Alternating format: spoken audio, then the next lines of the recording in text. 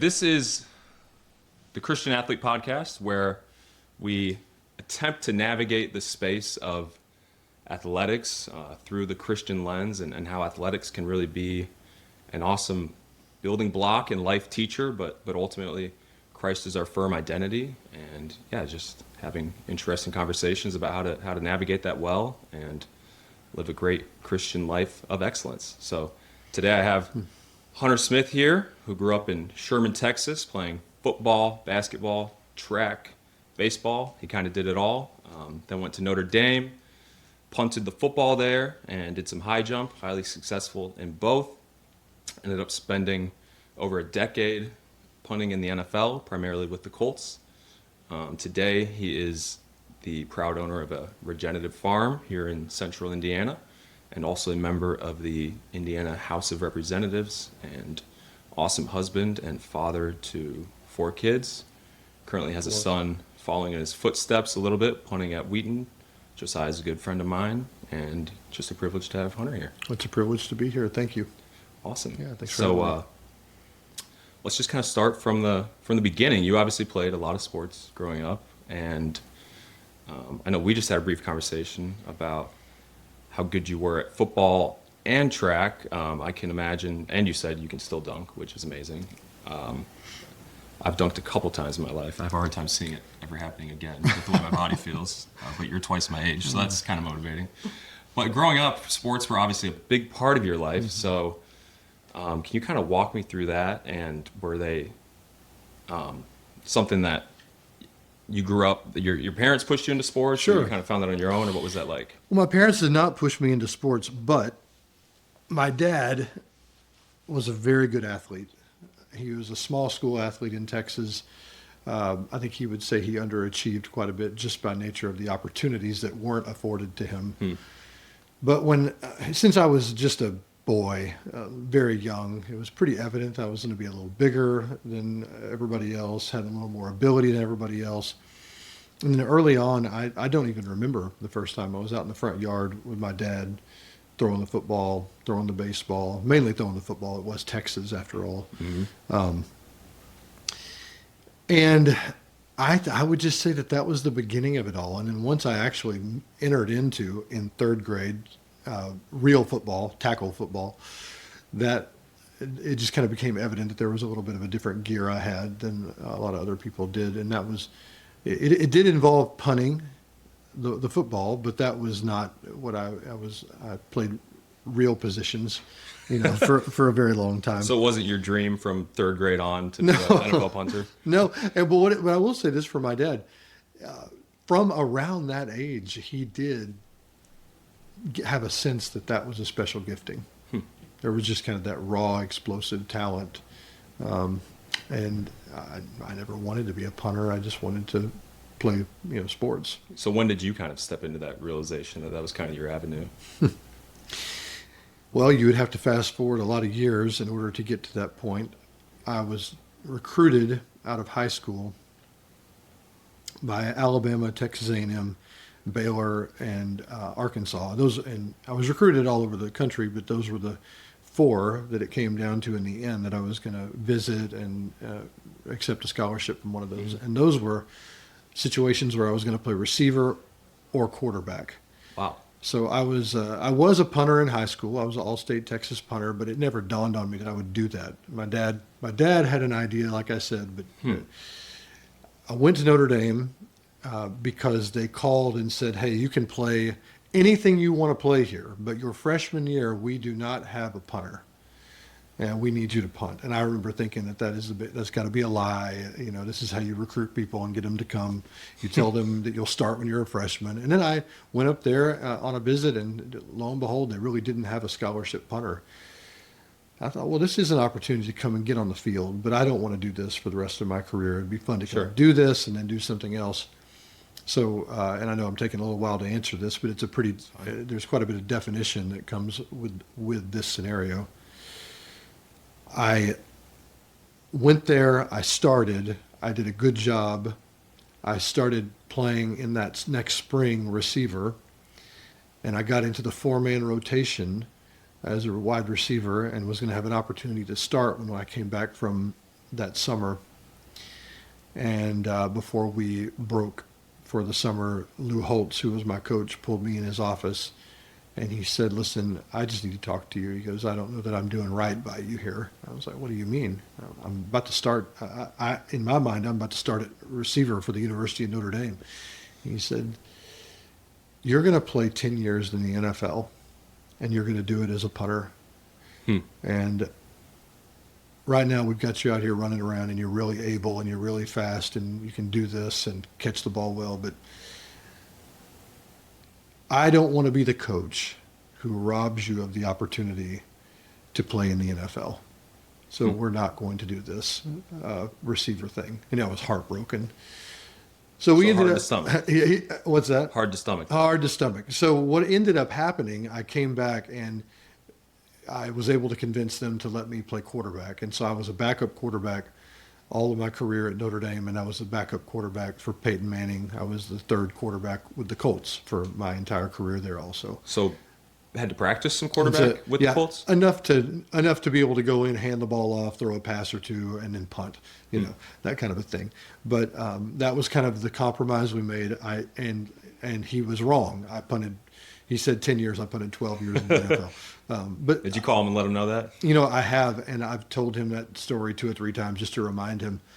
It's quite a definition that he offered to a young man, and there's real protection and power in definition when someone steps in and says, "Hey, I see this in you, and I know you think you want to do this, but this is really the path."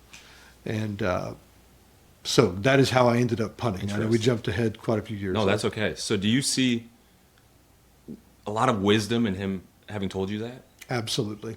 I wouldn't have been able to see it, because in my mind, I'm just thinking of the immediate gratification of catching passes in front of 80,000 people and winning a national championship and being a high-profile, athlete running around on there. I'm not thinking about concussions. I'm not thinking about blown out knees. I'm not thinking about being able to run around with my kids or grandkids someday. I'm just thinking about what looks good immediately. And he saw a gift, and it was like, if you'll just steward this, you'll be real happy that you did. And what if you'd been wrong? Would you still be able to reconcile that? I guess the older I get, the less I deal in what ifs. I would have been able to reconcile it, but obviously he wasn't wrong. Yeah. So. Yeah. So is that a man you looked up to a lot throughout your life? We had a complicated relationship. He was a very difficult person to play for. He was kind of a believer in making life really hard for you as a player, and in a psychological sort of way, like ultimately with the goal of football success. Yeah, I think in his mind he thought it would really push you over the edge if he could get you. What he was trying to do, it's kind of a similar thing to what they do in special forces. He's trying to break you, and he would break people, and then they would never play again. So he was trying to see if he could get you to, get over the edge and just like start crying and transfer or something like that. Yeah. He really tried to get. Probably didn't want you on his team if that was the case. If he could get you to transfer, then he didn't want you there anyway. And he tried that a lot. So was that something even his specialists encountered? Oh, yeah. He drugged me in his office one morning and told me to show up. He wanted me to, actually it was after practice, he pulled me up and said, "I want you to come in my office tomorrow morning with a list of 5 schools you want to transfer to."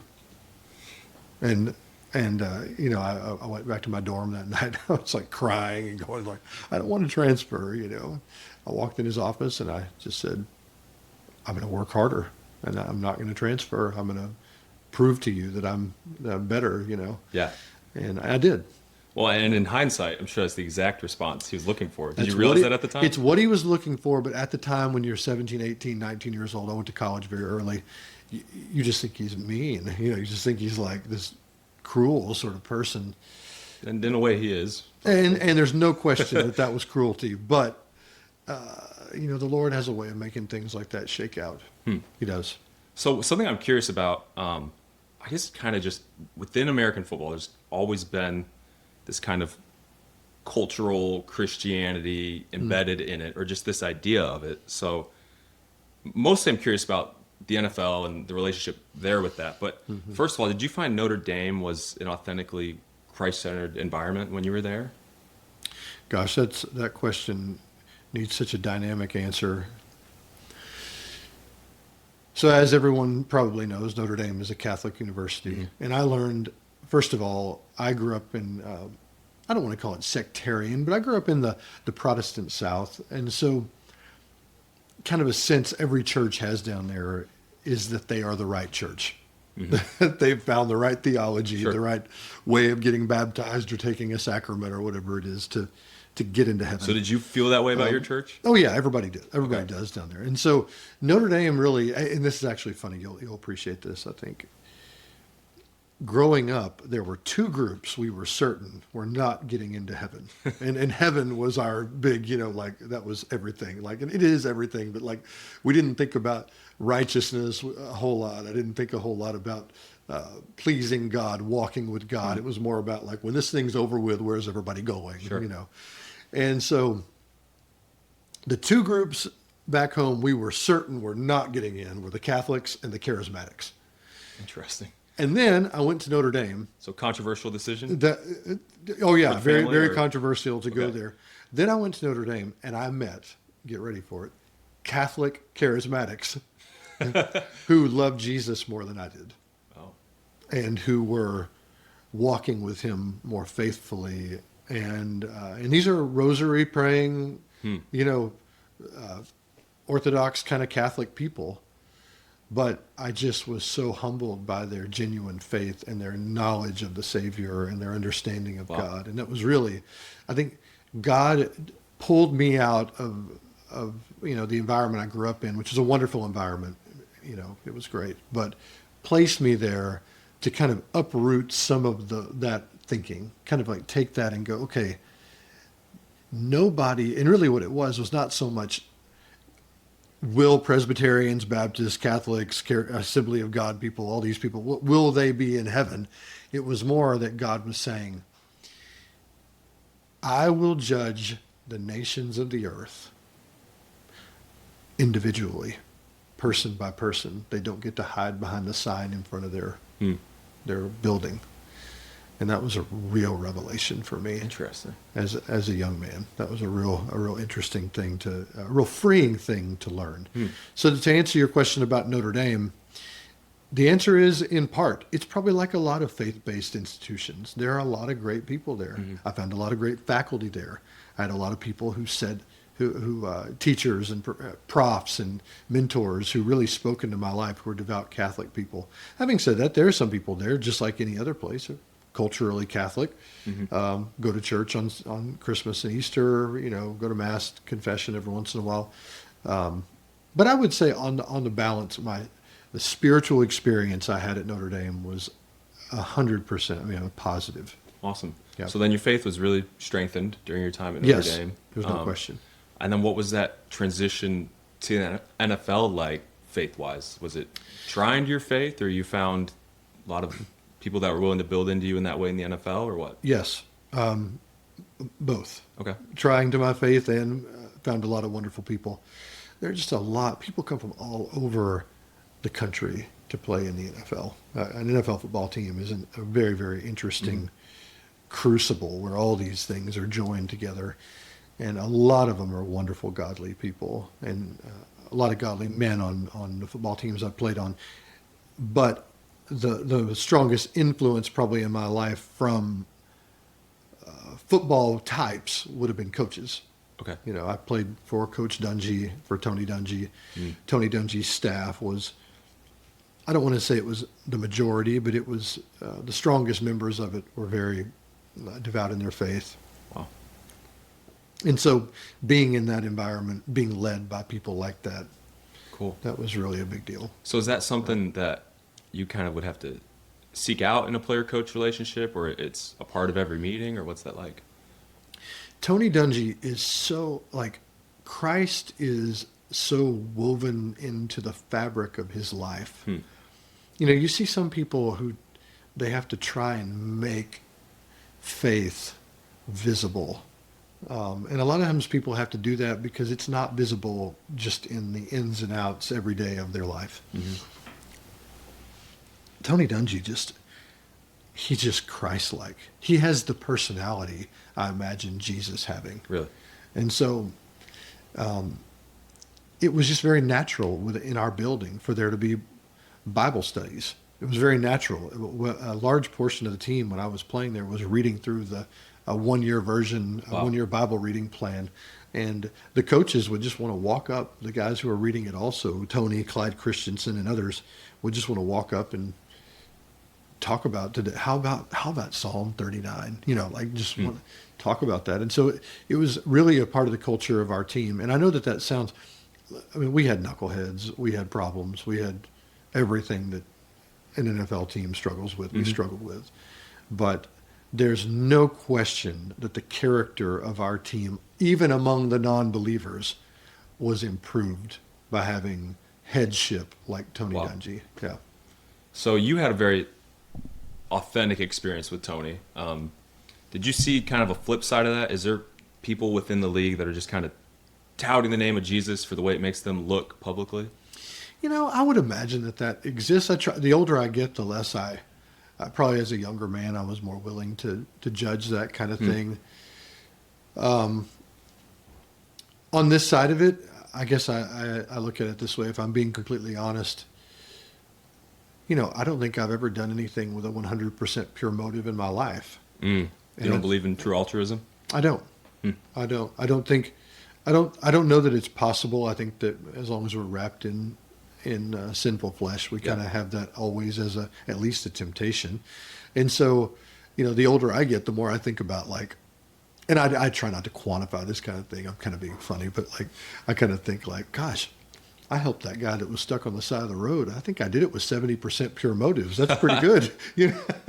And so I think, so I know what's in my own heart. So kind of when I look at, when I try to answer that question, of course, there'll always be people that use the gospel for means that are impure. But I would say, generally speaking, my experience playing in the NFL around people who followed Christ or who claimed to follow Christ, I think that most of that came from a really sincere place. Sure. And even when impure motives get mixed in, God can still use that, right? Yeah, and the Bible tells us He knows what we're made still of. proclaiming his name. And That's right.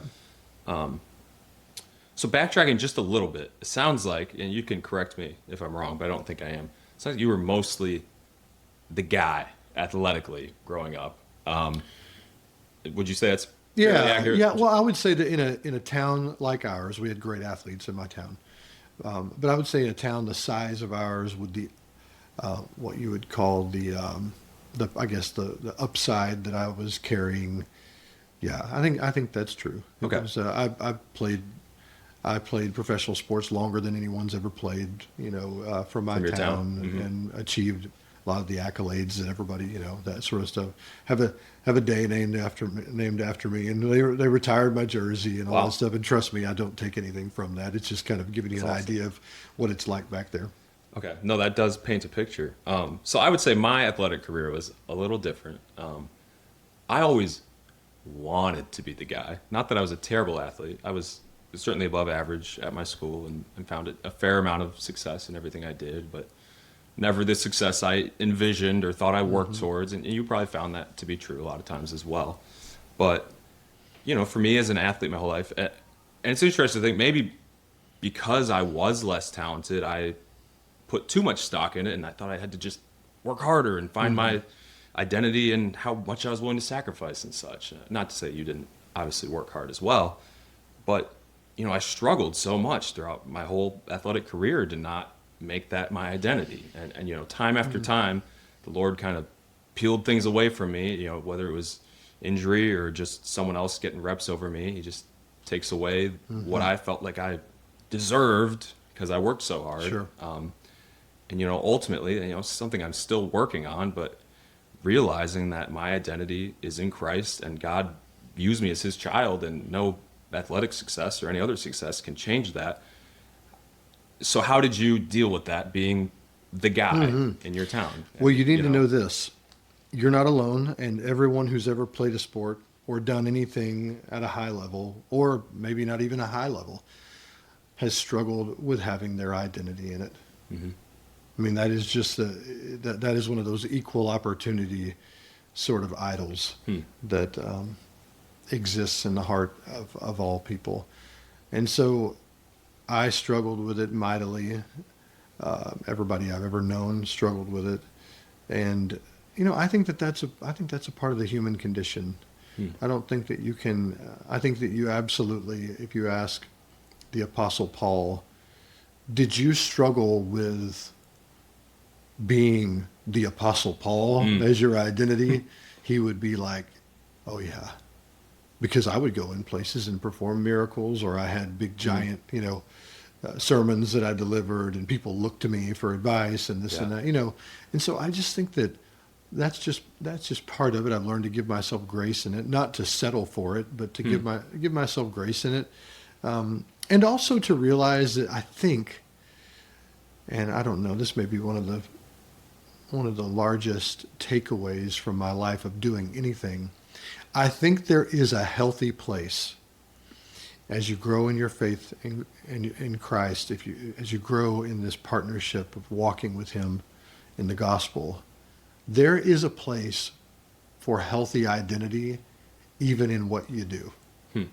Because God didn't place us here and then just kind of accidentally place gifting in us. He didn't make me big and flexible and explosive, and He's not up there in heaven going, well, crud, how do I pull that out? I messed that up. He shouldn't I made him too talented. That's right. And I found that as I've grown and I've done music, I've performed music, and as I've spoken at places, and now as a farmer, and now as in the world of politics and public service, if you do not idolize something, and if you keep it, if you keep Christ as the center of your life, it's not that you're making Him share some place on the throne of your heart, but He's just willing to go, hey, I made you this way. Walk in that. Identify with it in a healthy way. Yeah, I made you a football player. Go be a football player, but worship me, and worship me through that. And, we have a lot of people, especially evangelical books out there on identity that are like, you are not what you do, and all this, but yet then people are supposed to go and work really hard, long hours at what they do, and then they're supposed to have this schizophrenia where they do that, then they turn around and reject it and go, well, I'm not that, well, wait a minute, you just spent 10 hours of your day, trying to be a really good this, and why can that not be interwoven in such a way that you are partnering with Christ in a calling that involves that? Yeah. And it is a part of who you are on some level. I think I've not come to a complete perspective on that, but I'm working through it, and I think I'm landing in a place that's healthy finally. That's a good word. This is maybe a harder question. Do you have any more practical behind that? Like, this is the tip that's going to help you do that well. Like, is it more time in the Word, just more submission? Like, what is it? This is probably the last 10 years of my life I've come to in my relationship with God. And this is dangerous territory. I like dangerous territory. But this is dangerous territory because people can hear you saying something that you're not saying. For a long time in my life, I was a get up early, read the Bible, pray, shut the Bible, put it down, and go about my day sort of Christian. Which is a lot better than a lot of Christians do. And that is a good model. It is. As I've gotten older, I still read the Bible in the morning. I still pray in the morning. But I have a little phrase that I say to myself, and it's never say amen. And that is how I walk with Christ now. I don't ever say amen. When prayers are over in the morning, I continue to talk to Him. And I think that's the most practical, spiritual advice I would ever give somebody. Never say amen. Just live your life in constant conversation with Him. And this is not, this isn't a new doctrine. This is not a new age religion. This is something Jesus, this is Jesus' idea. Yeah. It's called abiding. And that is what it's called remaining on the vine. You know, these are his ideas. Don't disconnect yourself. Stay with me always. And that has been, you know, if he's always in every situation, then he offers this anchor of perspective toward everything, whether it's success or failure, whether it's victory or defeat.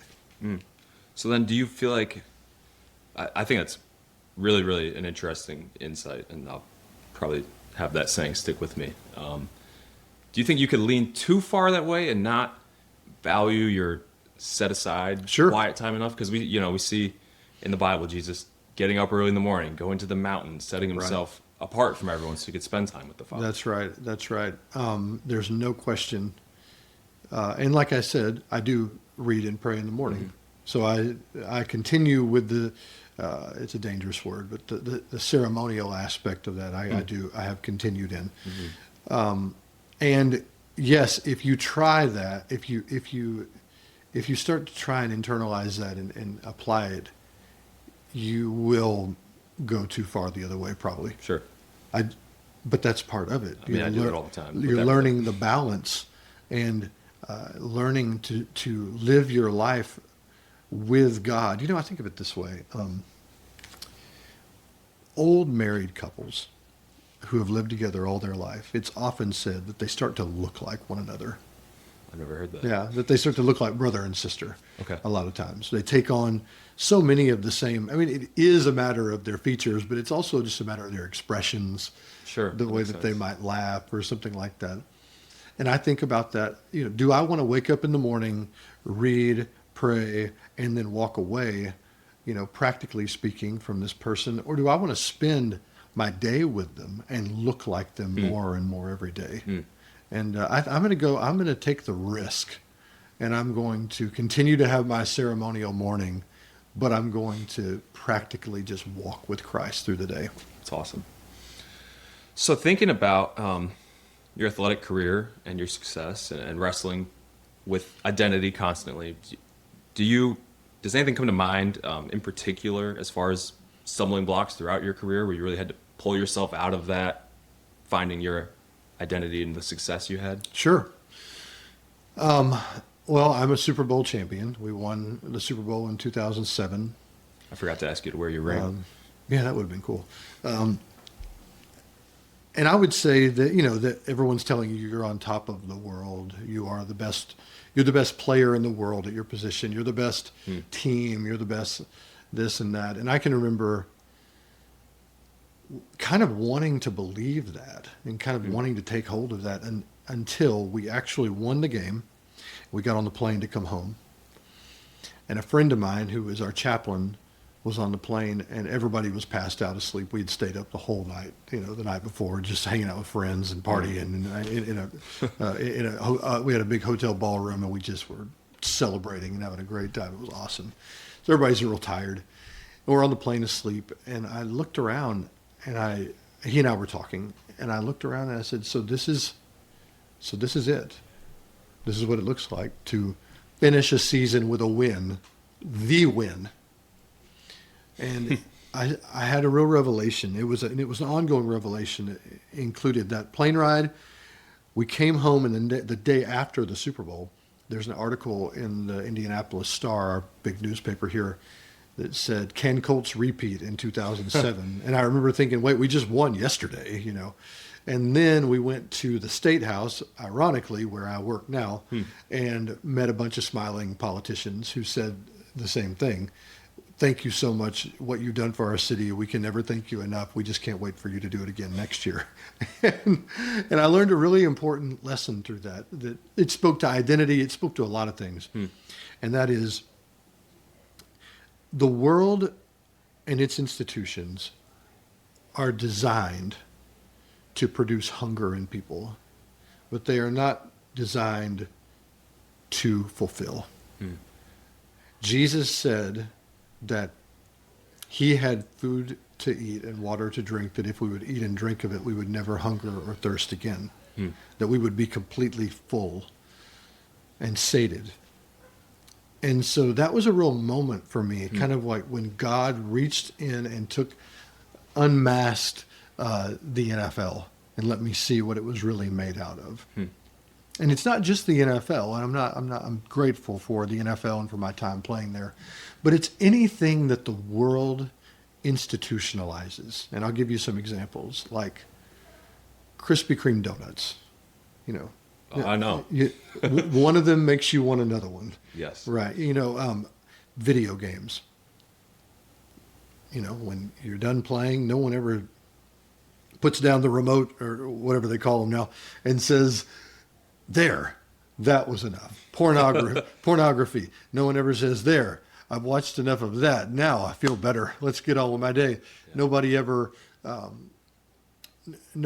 gets enough education, you know, and says, there, I've accomplished what I intended to, you know, everything the earth, whether it's something as deplorable as pornography, or as seemingly neutral as social media, or you know what I mean, something good, or even something good. That's right. That's right. None of it ultimately satisfies. And so, you know, I came to a conclusion that I really wanted my identity to be in Christ after the Super Bowl. Probably the strongest sense of that, because I was able to get such a stark comparison of what the world is made out of and who Jesus is. And when you really see one for all it's worth, you know, when this one's unmasked, you can see this guy and you're like, I want him. I want to be like him. I want to live my life with him. That's awesome. That reminds me of the interview with Tom Brady where someone asked him, I don't remember how many rings he had at that point. Yeah, 4 or 5, yeah. Yeah, like, Tom, when's it going to be enough? And he basically just says never. Like, I just need to keep winning. I can't explain it. I don't know what it is. He said something like, there's just got to be more. It so clearly points to Christ when he says that. I know. Oh my gosh. It does. How can a guy like that not find the truth? It's so sad to me how distracted the world's an enticing place. Yeah. Well, even at Wheaton, you know, we're a very successful Division III football team. But of course, during my time at Wheaton, we simultaneously had probably the best Wheaton teams we've ever had, but had to play against one of the best D3 football dynasties now of all time in North Central. Yeah. And, you know, I was really convinced after my freshman year that I was going to win a couple national championships there, and instead North Central won several. Yeah. But then talking about it with my guys after it was all said and done, I just felt like, guys, come on. Like, if we had won a national championship, if we had won 2 national championships, if we'd won 3, at the end of the day, the only thing we would have talked about would be the same exact stuff we talk about now. Right. If only we had done this in that one game, that's right. We could have won, and we could have won another national championship. That's right. The only thing we ever would have talked about. You would not, in my mind, you would know better. I don't think we'd be sitting there talking about, remember when so-and-so made that awesome play? That's right. In the national championship we won? No, we're still just caught up on how it wasn't enough. The human heart is, it just can't be satisfied with earthly things. It's not made for it. So what does it look like to find that satisfaction in Christ? I guess I feel like your story is a little bit of a spiritual high, right? Like Christ clearly showing me he needs to be the centerpiece of my life. So then you go on, you know, now you're well removed from your NFL career. And when you don't feel that spiritual high, God's clearly pointing me, you know, Christ is my everything. How do we remind ourselves of that and rest in that? Wow, that's a really good question. And it can have a real long answer. I'm going to try to keep that short. I spend a lot of time outside, and I know that's probably going to be, you know, we have institutionalized Christianity to a point where we have a culture surrounding it that involves music and books and movies now and radio and all kinds of things that involve human mediums. And God created the earth and designed it for us. And so I think the last decade of my life or more, being outside more, working outside more, being out in the pattern of nature, his pattern of redemption that is evident in nature, I have learned more about him. I've grown closer to him. I have enjoyed more intimate times of worship And I believe, and again, this sounds controversial, but I believe I've been confided in more fully by him through that experience. And you think that's nature specifically, or just having so much time alone working out on the farm? I think alone is a big deal, but I think nature specifically. Hmm. I think, I think about this, Jaden. The pattern of all life on earth is one of life leads to death, leads to life, leads to death, leads to life, leads to death, and so on. And that is the pattern of God's redemption on the earth. That's how all creation, human beings and everything else, will ultimately be redeemed by the life, the death, and the life of Christ. And so you walk through a forest in the fall and the ground is covered in leaves that were once alive and now they're dead. But their death is going to bring nutrients to the ground, and that is once again going to bring new leaves to the trees. And this is not a new agey approach. This is how God has orchestrated it. I mean, people, you go to the Psalms when David writes, "As the deer pants for the water, so my soul longs after you." He probably wasn't up on his throne, with a piece of parchment and a piece of charcoal, writing, and that just came to him. No, he was probably down somewhere in the woods, and he saw a deer running a long distance, and it came down to the water, and it lapped the water up, with this vigor, and he went, "That's how my soul longs for God." He saw that, and I think that is something that we're missing. I think we're inside too much. I don't think we're outside and quiet enough. I don't think we're moving and operating within nature enough. So even though that seems like a terribly inconvenient way to grow in your faith for some people, it has changed my life completely to spend more time with God in nature. Interesting.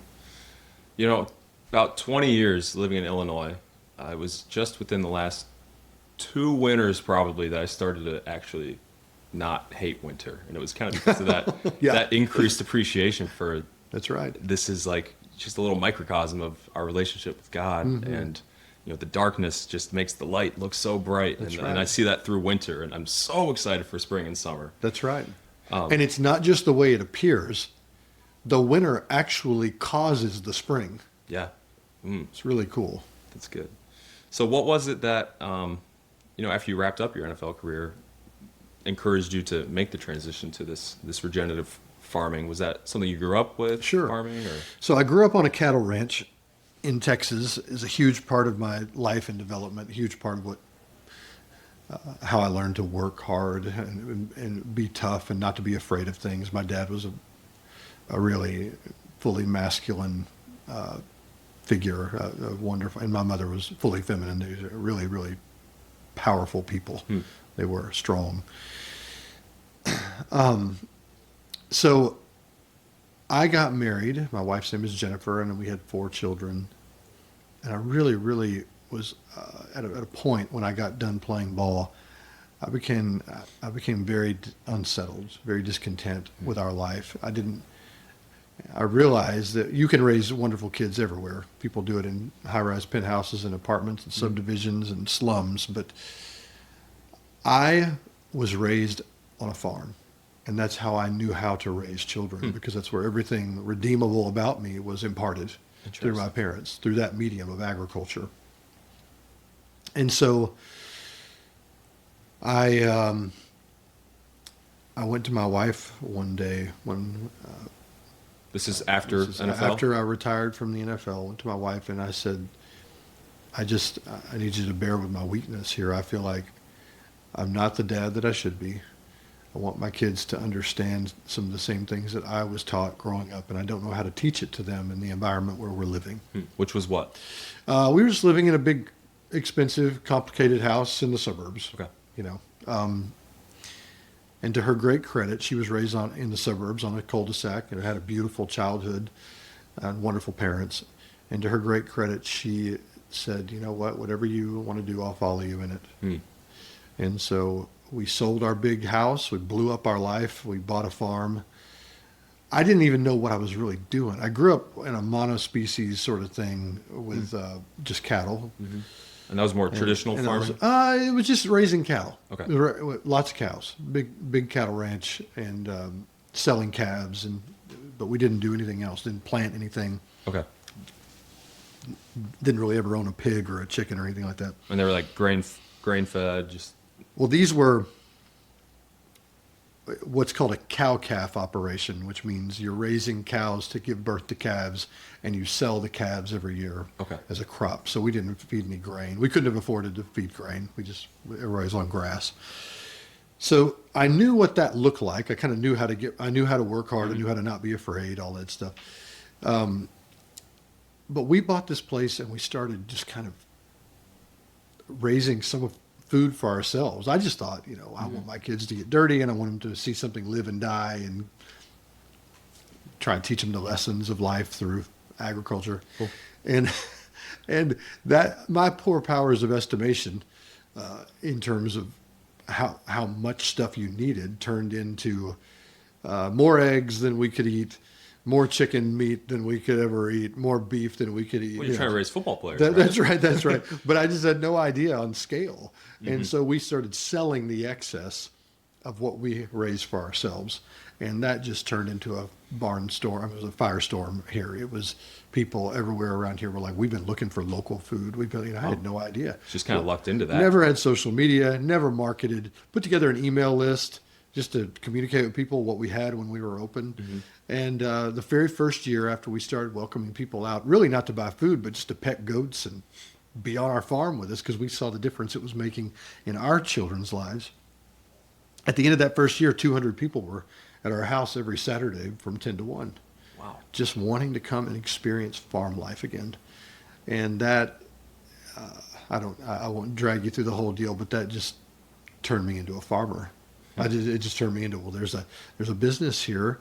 There's a calling here.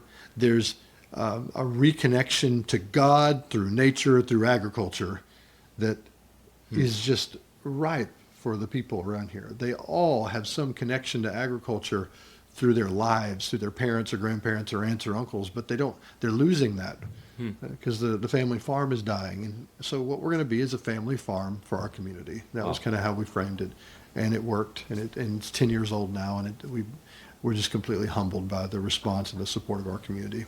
Wow. So just a beautiful picture of God mixing together the right conditions of... Including my ill intent, including my inabilities, including my ignorance, all of that fed into something that turned into a calling. All redeemable, that's right. It's awesome. So House of Representatives is also a part of your life right now. You're on your first term. Politics are something you were always into growing up, or what was kind of the start into that? No. Actually, I was not really interested in it. My brother was very interested in politics growing up. My family was not political, but they paid attention to what was going on. I would say that my political career, and that term is so blossoming, it's right? Gross to me. But my experience as a public servant, my calling as a public servant, began when I came to Indiana to go to Notre Dame. There was something about the place, the people, the landscape, the farms here. There was something about the quaintness of it all, and something that I do believe is supernatural that I just really fell in love with. I loved it. And Texans, Jaden, they don't leave Texas very well. Sure. They like their Texas, and I did too. I love Texas also, but there was something up here that I just was really, really taken by. So I'd say it all began there, a desire to know the people here and to serve them. And I feel like whether it's through playing football, but more importantly through going around the state speaking or visiting people in hospitals or whatever I've done in my capacity as an athlete, that's been that the heart behind it has been service. And so this is not a big jump. This is kind of a natural adaptation or evolution into the next place of service. So then did someone kind of push you into that, or like give you the idea? Yeah, well, a lot of people. Okay. So when I was done playing, I had a number of people approach me to run for office. Most notably, not notably, but the one that was it seemed enticing at the time. Around 2015, a big super PAC from Washington, it's a very prominent super PAC, flew here and took me out, and they were courting me to run for Congress. And I remember thinking, why do you want me to run for Congress? You know, you don't even know if I'm a Republican or a Democrat or something. You know, they were a conservative group, and they explained to me that I had what money couldn't. That I had what money could buy. It would just be expensive, and that was name recognition. And so I walked away from that kind of like, you know, guys, if that's all we've got, I'm probably not. I feel a little icky. Yeah, I'm probably not qualified for this. You know, I'm probably not ready for this if all I've got is just the ability to put my name up and people go, oh, I know who he is. So I put my head down. I said no to that. I said no to 2 other opportunities, and we just lived. We raised our family. We got our children. We're not grown, but they're more grown. And then a lady named Elise Nishala, who is now the comptroller of the state of Indiana, began to pursue me about running for state representative. Okay. And I kind of did the same thing with her. Oh, yeah, well, we'll see, you know. And then she said, I have a feeling, and now I know it wasn't a feeling, she knew, that your seat is going to open up where you live in the next year. And I said, okay, well, if that happens, whatever. And I just kept living. 8 months later, she calls me and says, hey, so-and-so's not running again. Do you want to run for this? And I went back to my wife. I've always kind of relied on Jen as the hammer in those situations, the person who's going to just say no, and I don't have to say no. You know, she's gonna go ahead and be the one who says no, we're not doing that. I went back to her, and she said, "Yeah." And you went, "Oh, you ought to do that." And we started talking about why. It was, and it was a good case that she had. And the case essentially that we kind of began to come to was, we're always choosing the best of the bad options in our elections these days. Everybody's looking around going, it's either this or this, and I'm not excited about either. And that is because the best people among us don't think they can get anything done in politics. And they're kind of like, why would I get involved in that mess? Why would I have my name with a bunch of slander about me in everybody's mailbox? Yeah. Why would I have my name in text messages sent out to thousands of people saying terrible things about me or good things about me? I don't want either of those. So that's why people don't run. And I need to pause there and make sure I clarify. It's not that I looked at myself and thought, now there's a great guy and he's a great option, and there's a good option for people in the best of bad options world. You know, it was more that I just looked at myself and said, you know what? I have approximately good intentions. I have 70%. The 70%. Yeah. I have a fairly good head on my shoulders, and I know Christ. I follow God, and then finally, I have 4 kids. I'm a stakeholder in the direction of my state and my country, and I want them to be raised in a good place. And so I'm going to put my foot, I'm going to put my foot in the water here. And I've never been sad that I did it. I think it was the right thing to do. I'm enjoying serving. It's good. It's awesome. So then, we kind of talked about navigating your faith within football, within the NFL. What's that been like in this newer role? I guess one issue I personally take with politics often is that I guess I felt a lot of my friends at Wheaton just kind of conflated Christianity and being ultra conservative, and that's like a one-to-one type of deal. And like, I kind of get that, but to me, it's kind of like you said, you're choosing one of 2 flawed things. So then how do you, put your identity as a Bible believer, this is my foundation first, and Republican second? Well, you said it. My foundation is Christ. My first allegiance. I may pledge allegiance to the flag with my civic life, but my allegiance is to God first. And then, and I would actually say not second, I am a Christian. I am a husband. I am a father.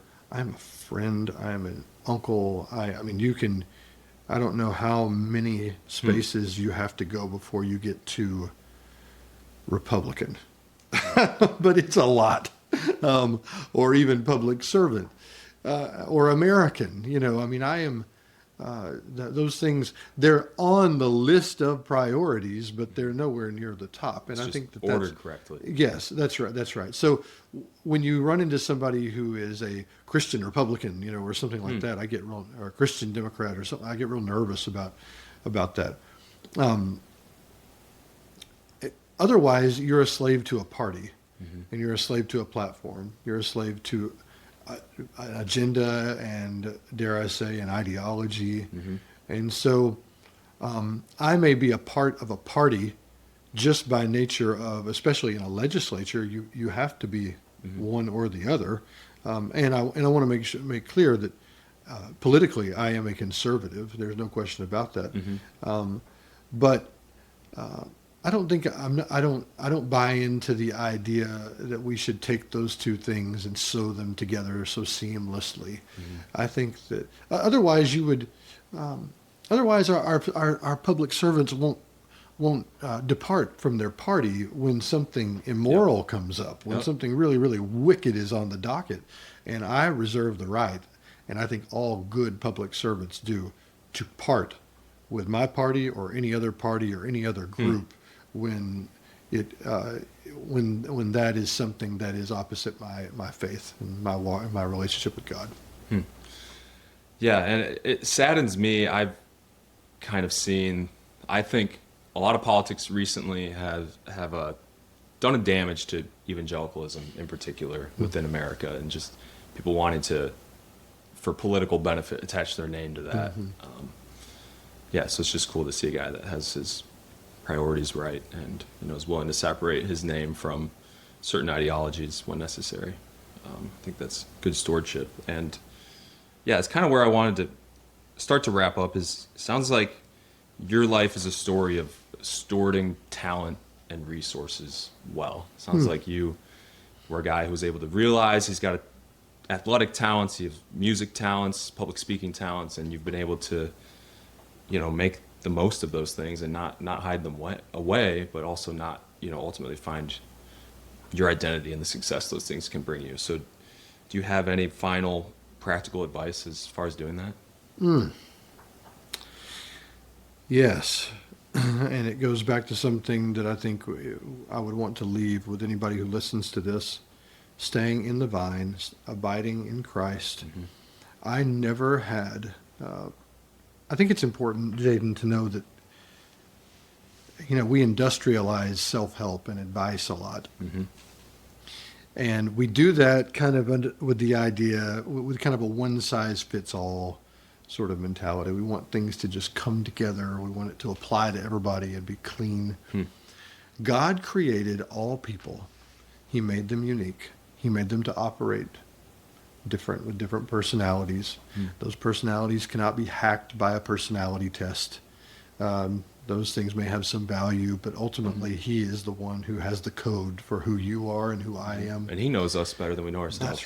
That's right. So knowing Him is the most important grid that you can kind of, you check that off the grid. All the other boxes don't matter as much.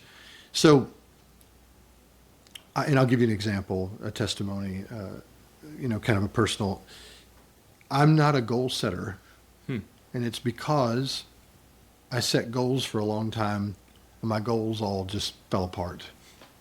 And I learned over time, and this is, if you're a goal setter, God may operate with you like that, but He didn't operate with me like that. So every time I set a goal, they fail. God wants me to just take the next step. I will catch a vision for the future, whether it was football, I caught a vision for that. Whether it was farming, I had a sure vision for that. I really did. Not a plan, not an intent, just a thought that this might be a good direction to move in. Same is true for public service. I had that a long time ago, and opportunities came up, but I knew they weren't the right opportunity. Sure. I never made it a goal to be in politics. I never made it a goal to be a farmer. Never made a goal to be in the NFL. I just started moving in those directions, and and just was faithful with the days that God gave me to pursue those.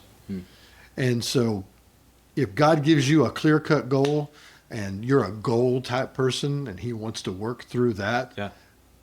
chase the goal, go for it. But God is, and I think that this is very practical. God knows, he created everyone. He knows them in a unique way.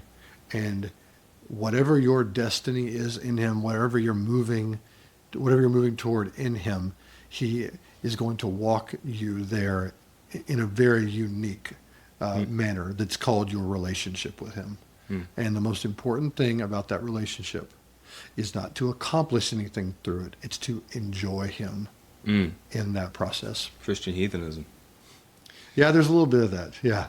I think a common hang-up for me in my life that I've been navigating a lot recently is I want God to tell me you're at point A and this is point B and these are the 10 steps you need to take to get there. But mostly God doesn't really work that way. It's one step at a time, because how much more faith does that take? Trusting, abiding, like you were saying. When That's right. He gives us one step and we just confidently take it, whether we feel like we're prepared to or not. That's just God is going to work through that. And I'm sure that this is like Christian Sermon 101 kind of material, but it's one that I heard when I was very young, and it's really stuck with me. It's remained true over the course of my life. When I believe the Psalm says, "Thy word is a lamp unto my feet and a light unto my path," you know, our paradigm for that context involves like a 10 million candle power Q-beam light where you can get out and see for thousands of yards, or just a flashlight where you can see for hundreds of feet, but the context of that scripture is a very primitive one, a lamp lit, and all you can see is kind of the next step. And so that's why I really think that's a powerful picture. God's not wanting you to see too far down the path. He's a lamp for your feet. You see where the next step is. It's awesome. Take it. Okay, so to close, we're going to tie this all back into athletics a little bit. I have what I think is a good hypothetical for you. Okay. So you can just kind of All right. envision this with me.